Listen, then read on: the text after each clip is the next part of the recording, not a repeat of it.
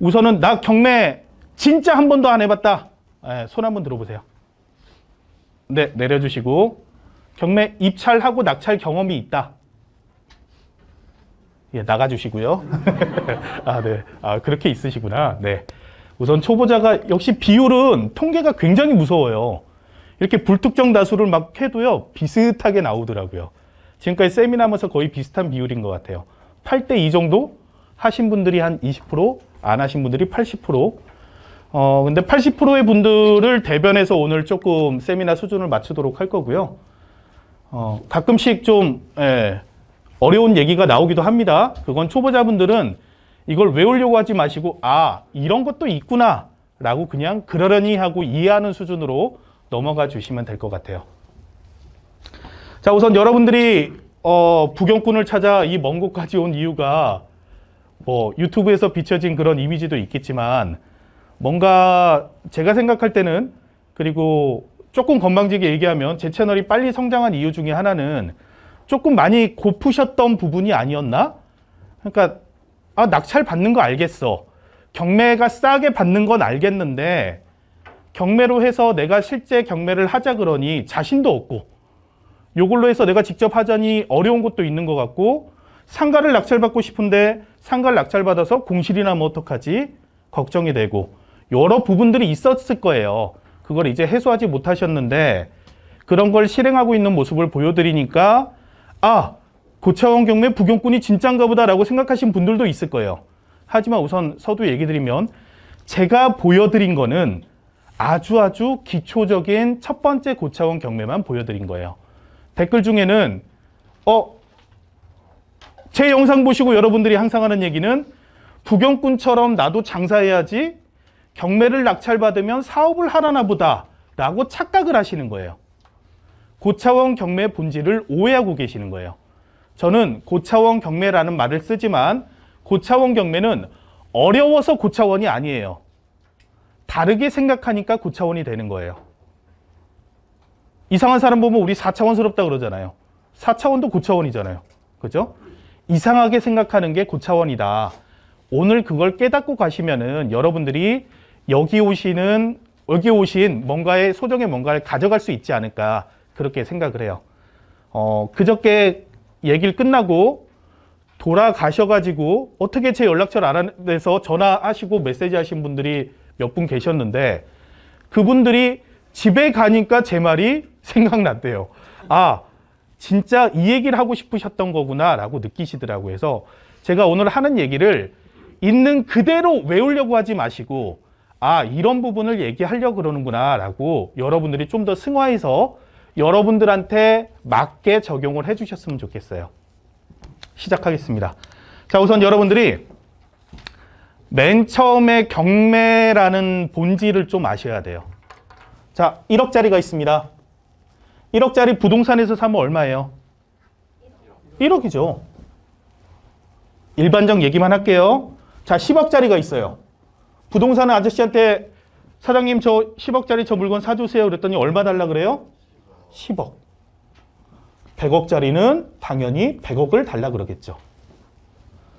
자, 경매 시장으로 왔어요. 감정가 1억짜리 물건을 낙찰받으려고 그러니까 보통 어느 정도 낙찰이 될까요? 그냥 생각나는 대로? 요즘은 너무 많죠? 아, 그래요? 1억 2천? 경매는? 아, 접어야겠네 또. 네. 한 9천만 원? 이 정도 낙찰되죠? 일반적으로 얘기를 해볼게요. 10억짜리는 얼마에 낙찰돼요? 한 8억? 8억이라고 해볼까요? 100억짜리는요? 60억? 이 정도면 낙찰이 되는 거예요. 자, 여러분들이 이 자리에 있는 이 얘기는 경매로 수익을 거두고 싶어서 오셨어요. 자, 그럼 답을 드렸어요, 부경꾼은. 여러분들 경매로 돈 벌려면 어떻게 해야 돼요? 100억짜리만 사면 돼요. 다들 그 정도는, 예. 네. 자, 여기 계신 분 중에 솔직히, 나 100억짜리 입찰 시원하게 들어갈 수 있다. 내 재산 걸고. 0g은 가능하다. 손 한번 들어주세요. 이거 아니, 아우, 깜짝 놀랐어요. 두 손 들길래. 네. 있으세요? 경쟁이 없잖아요. 경쟁이 없으니까 싸게 살 수 있는 거예요. 이해되시죠? 강의 끝났어요.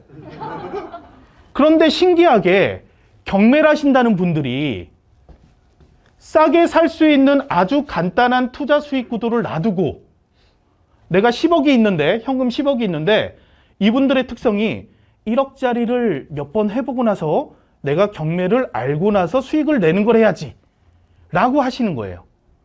그래서 1억짜리 시장에 들어가서 처음에 시도를 하시다가 8,800만 원 썼더니 한참 떨어지고 8,900 썼더니 아깝게 떨어지고 9,100 써서 야 이제는 먹었다 했더니 엉뚱한 실수요자가 나타나서 9,500 적어서 또 떨어지고 그러니 이제는 먹어야지 그러고 5번째, 6번째 본인이 입찰하면서 9,500 적었더니 2등은 8,800이어서 차이나게 1등이 되는 거예요.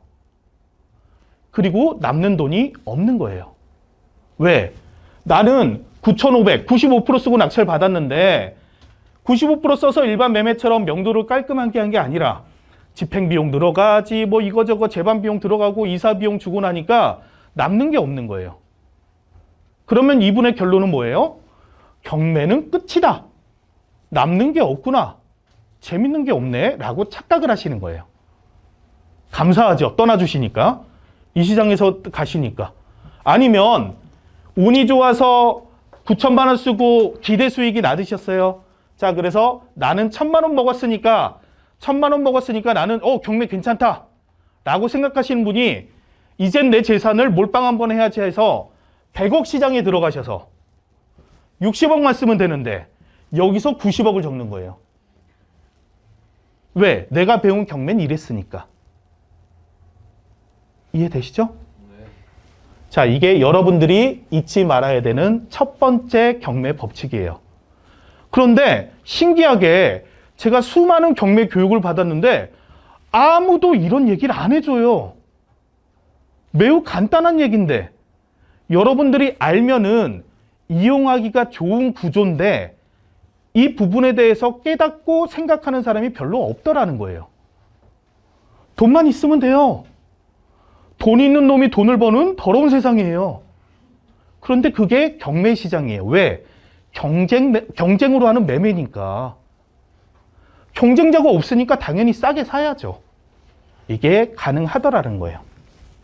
자, 이게 첫 번째 여러분들이 잊지 마셔야 되는 거고, 두 번째는